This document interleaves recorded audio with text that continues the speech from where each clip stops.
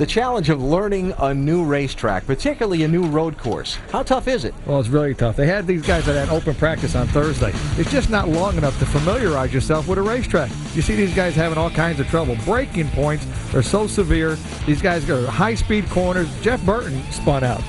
You have to know, Greg Biffle. These guys all have a lot of learning to do. Every lap they take around this place, they're going to get better. Yeah, not just the rookies were having some trouble here over the last couple days of practice. These are some very experienced drivers struggling to learn this very difficult racetrack. It could be an interesting afternoon. It's going to be an interesting afternoon. Word of the day today will be brakes and more brakes. We don't know where failure is going to be. And a lot of these guys don't know where failure is going to be. They think they're going to run them out of brakes. They think they're going to boil the fluid. We don't know. Nobody knows. We don't know how hard these guys are going to go. The last time the NASCAR Busch Series raced on a road course, March 4th, Mexico City, laps running out. Juan Pablo Montoya made contact with his teammate Scott Pruitt, racing for the lead. Montoya won the race. Pruitt wound up in 5th. There will be no rematch today. Canadian road racer Michael Valiente, a 27-year-old from Vancouver, will drive that 42 car. He starts 21st, while Pruitt, he'll try to get that elusive Busch Series win from 7th starting spot.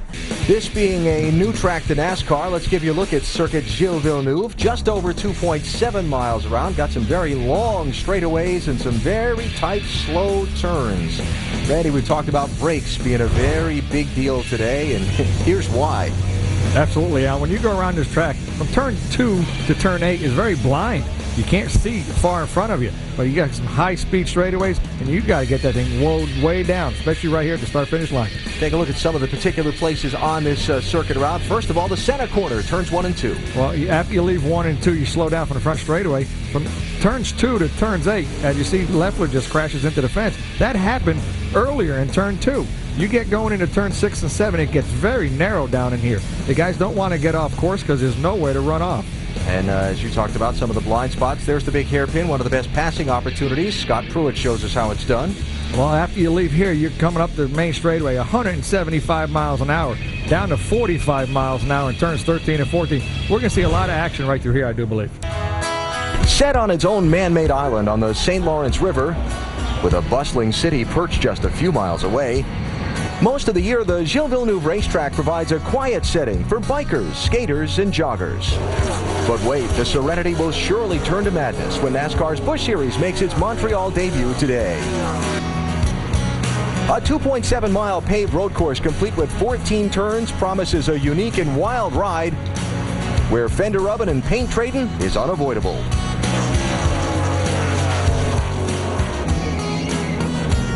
The first obstacle comes right after the green flag at turns 1 and 2, the famous Senna corner.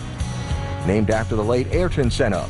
Expect trouble with 43 cars shoehorning into the quick left-right turn off a rolling start. Further down the track, a nasty hairpin turn will make passing and braking an adventure, especially since there'll be twice as many cars on the track as during the F1 race. Finally, the Wall of Champions, located on the final corner, is the track's signature landmark. It's here that Formula One world champions Damon Hill, Michael Schumacher, and Jacques Villeneuve all ended their races in crashes, with indelible paint marks still there to prove it. For the last 30 years, the track has hosted Formula One's Canadian Grand Prix. The track bears the words Salut Gilles, named after Montreal native and late F1 star Gilles Villeneuve, who along with his son Jacques are considered Canada's first family of auto racing. You can't get a much better setting than this racetrack. The man-made island in the middle of the St. Lawrence River. The dirt that built these two islands was where they excavated the tunnels under the city for the Montreal metro system. They built the site of the '67 World's Fair here. You see the biosphere, top right of the picture. And after the World's Fair, some of the venues for the '76 Summer Olympics for Montreal were on this island. And then in 1978, this racetrack was constructed and has been hosting the Canadian Grand Prix for some 30 years now. There's Olympic Stadium just across the river where the Olympics were held, of course, and then the Montreal Expos played Major League Baseball for so many years. Some of the history of this racetrack. Construction began in the late June of 1978. They held an Atlantic Series race here in late September that year. You had to have an international race on the track before you could have a Formula One race in those days. And then the first ever Grand Prix of Canada won by Quebec native and certainly Canadian racing hero Gilles Villeneuve, whom the circuit was named for in June of 1982. shortly after he was killed in a racing crash over in Zolder, Belgium. Talking about guys who will be starting in the back. Their double duty shuffle, of course, been going on between Pocono and the Nextel Cup Series practice today, and here in Montreal, where the Busch Series qualifying started about noon Eastern time. 3 of the drivers made it in time, 3 did not. Kevin Harvick, Jeff Burton, Greg Biffle to the back. Jason Leffler and Richard Johns are in backup cars after crashes during practice. Let's take a look at the starting lineup for today's 200-miler here at Circuit Gilles Villeneuve.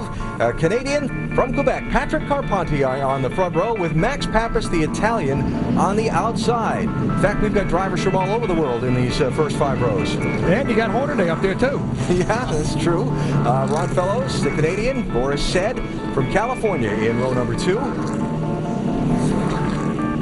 A couple of heavy favorites to contend for the win in this race. These guys have so much experience road racing. These guys are going to be the rabbits. These guys are going to learn so much. Hornaday, Marcus Ambrose, just to get it into a rhythm. That's going to be the biggest thing. Get into a rhythm. Do not wear your stuff out. Nick Janssen, originally from Sweden. Michelle Jourdain from Mexico, all inside the top 10 starters. Great qualifying run for Stephen Light.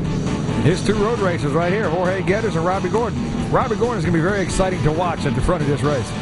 Andy Pilgrim driving Dale Earnhardt Jr.'s 88 car, and Andy Lally, a 3-time champion in the Grand Am Sports Car Series. Another one to watch, Stephen Wallace. Him and Carl Edwards are going to be coming back through this pack in a hurry. Stephen has had a great car throughout practice. Jason Leffler will go to the back in a backup car. He had a crash in practice earlier. Eric Almirola driving the Joe Gibbs 20. David Reagan and Michael Valiente. I mean, here's Michael Valiente, tested just last week. Never had an H-style shifter in his life. Always driven a car with a straight line shift.